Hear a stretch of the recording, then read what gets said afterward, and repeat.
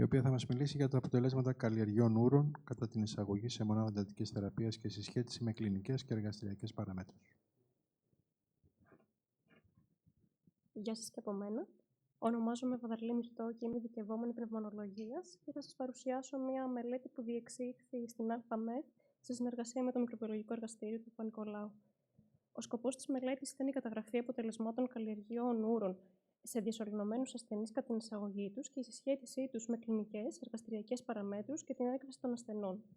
Πραγματοποιήθηκε λοιπόν έτσι αναδρομική μελέτη κατά το χρονικό διάστημα από τον Μάρτιο του 2022 έως τον Μάιο του 2023, με δείγμα 191 ασθενείς, ενήλικες, διασωληνωμένους, στους οποίους καταγράφηκαν οι καλλιέργειες ούρων, κλινικοί παράμετροι όπως το φύλο, η ηλικία και το Apache score, καθώς και εργαστηριακές τιμές όπως η ΣΕΡΠΕ, η προπερστονίνη, τα δέλτα διμερή και η αλβουμίνη και η κρεατινίνη κατά την εισαγωγή τους.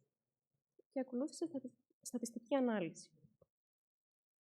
Από τα δημογραφικά αποτελέσματα, φάνηκε ότι το 64% ήταν άνδρες, ο μέσος όρος ηλικίας ανερχόταν στα 63 έτη, η μέση τιμή score του Apache ήταν στο 20, κάτι που αντιστοιχούσε σε 40% θνησιμότητα.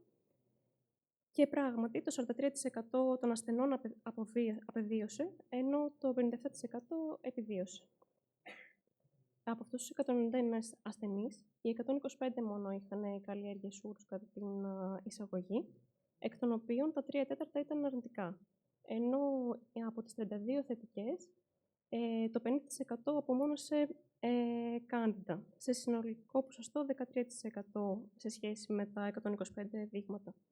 Ενώ το 12% του συνόλου απομόνωσε άλλα παθογόνα, που στην πλειοψηφία τους ήταν γκράμμα αρνητικά, με πρωταγωνιστή την Escherichia coli, ακολουθούμενο την Klebsiella και το Acinetobacter baumannii, καθώς και τον Enterobacter, ενώ από γκράμμα θετικά απομονώθηκαν είδη εντεροκόκκων. Έπειτα από την στατιστική ανάλυση, τα αποτελέσματα ανέδειξαν σημαντική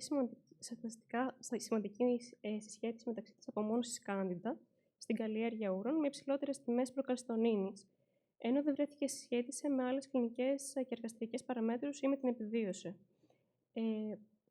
Αξίζει να σημειωθεί ότι βιβλιογραφικά αυτό αντιβαίνει με τα γνωστά δεδομένα, καθότι οι βακτηριακές λοιμώξεις συνήθως έχουν υψηλότερες τιμές προκαλστονίνης σε αντίθεση με την καντιντουρία.